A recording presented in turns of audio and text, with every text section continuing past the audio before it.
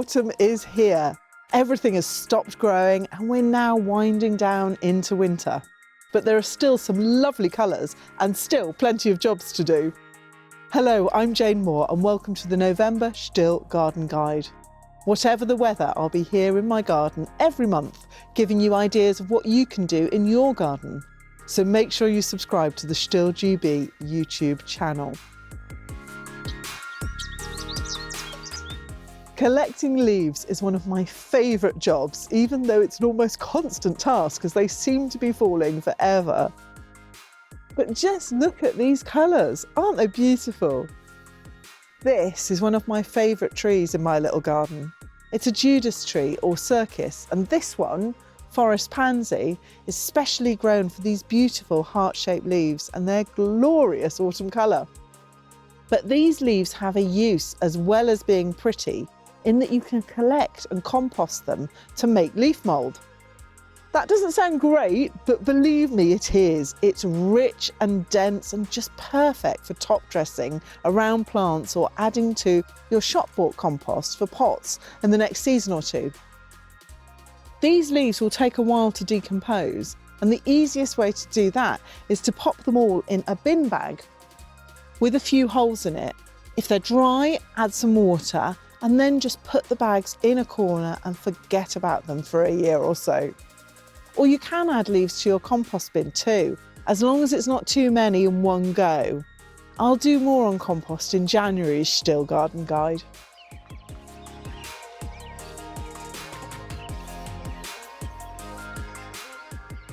This time of year is especially hard for wildlife, and the chances are it's only going to get tougher. So take a bit of time now to create some new habitats. A log pile is just about the easiest shelter to make, and it doesn't need any special tools or special equipment. All you need is a quiet corner of the garden and some good-sized logs from deciduous trees rather than conifers. That's because deciduous trees that lose their leaves in the winter rot down more readily and provide more nooks and crannies for wildlife. These will provide homes for all sorts of creatures. Spiders, beetles and insects, as well as larger creatures like mice and toads too. If you want to make it more elaborate, then you can create a bug hotel with layers of cardboard, straw, tiles and so on. But a log pile is perfect for my little space. Have you made any wildlife shelters? Do share your ideas and pictures in the comments. I'll look forward to seeing them.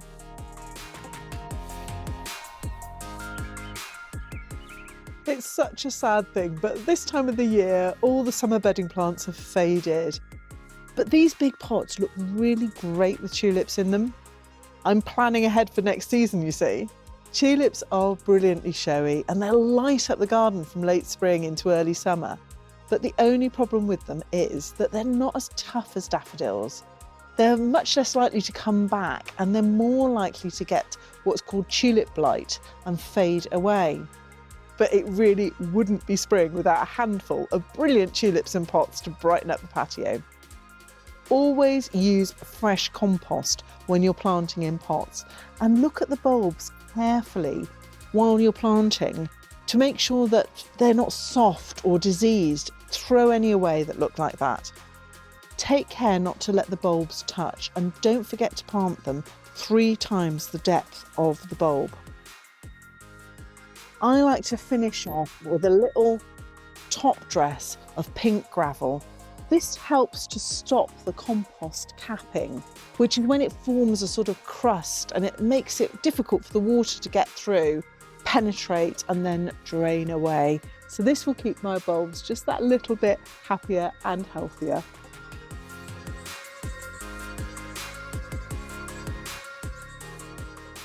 I can't wait for spring to get a bit of colour though.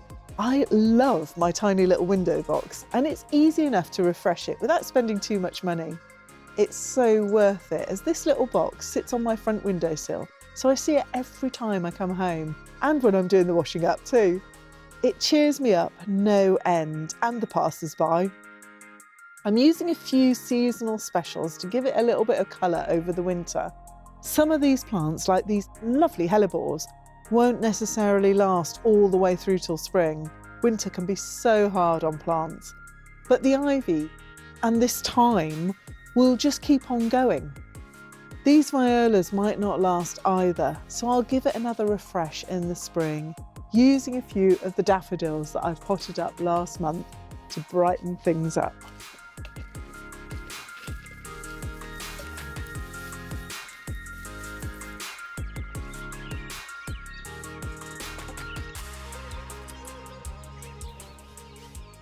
The main thing going on in the kitchen garden bed is clearing up and getting rid of all the finished plants. But once it's cleared, November is the perfect time to plant garlic, shallots, onions and even broad beans. My little bed isn't big enough for rows of onions, but I am a huge fan of garlic as it takes up relatively little space and it's such a reliable crop. I love garlic bulbs that are freshly harvested, green garlic it's called, so juicy and really aromatic. But garlic is also super easy to grow as it grows from the cloves rather than from the seed, and it really doesn't need any fuss.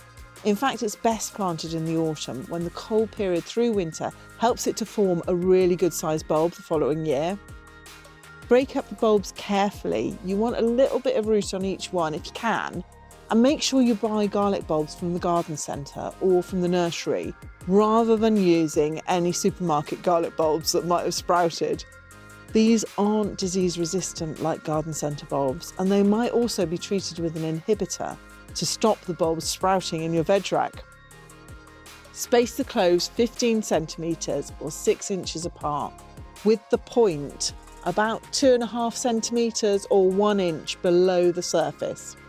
Don't plant them too deep, especially if you've got a heavy soil like me, as they might rot.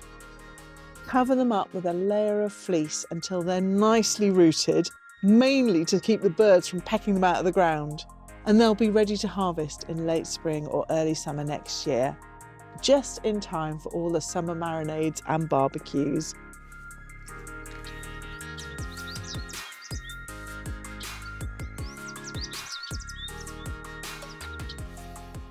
Handful of horticultural fleece is also very useful for protecting all sorts of plants from frost and cold in the winter. I reuse my fleece year after year, but you could also use hessian, draping it over the tender plants on the coldest nights. Things like hessian, fleece and bubble wrap are also great for wrapping around pots. This protects the roots of the tender plants and the pot too from frost. While you're at it, don't forget to turn off and drain down your outside tap too, and then protect it and any pipes from freezing.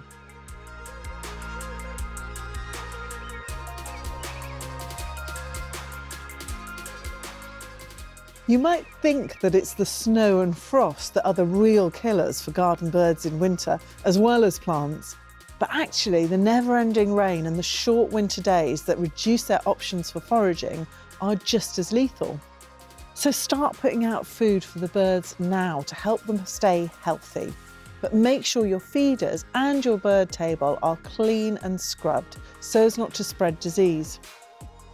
Birds need high calorie content foods to help them through the winter, so suet balls, insect and fruit cakes, an all year round seed mix, and even kitchen scraps like crumble pastry and grated cheese will be very welcome. Don't put out too much at once though, it will be no good if it gets stale and old. Keep an eye on what gets eaten. The birds themselves will tell you what they like best. Well, that's everything wrapped up for this month. I really hope these ideas get you out enjoying your garden this autumn. And don't forget to subscribe to the STIHL channel for more ideas in December. See you then.